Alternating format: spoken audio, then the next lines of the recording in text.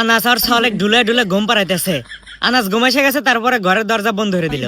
দুই জামাই বউ রসুন নাক ঢেড়ে ঘুম পাড়িতেছে। দেখতো তালি স্যাপ সিটে আব্দুল্লাহর মুহে এসে দেখতেছে।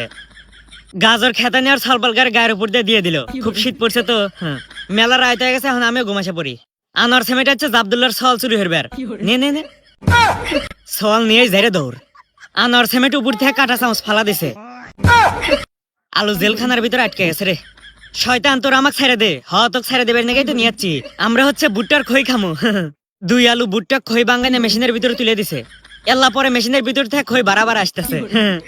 হন তোর আমার দেহ পাবো ঠিক, কিন্তু মন পাবো না। এই 3 আলু বন্ধু কুমলাক নিয়েছে, কুমলার রস খান নিগে দে ঠাসি জোরের সাথে চিবি দে, তালিকা রস বাড়াবো। আব্দুল্লাহ পাহাড়ের রাতে এমন ভাবে রং করে দিল, দেহা মনে হইতেছে সামনে যাওয়ার রাস্তা আছে। মনে হইতেছে রাইসে হুন্ডা নিয়ে আসতেছে। সামনে তো কোনো রাস্তাই নেই, পাথরের বেড়া। রাইসে হুন্ডা নিয়ে গেল কেবরে রোজ এখনই প্রমাণ যাবো। আমি এই রাস্তাতে যায় দেখতেছি।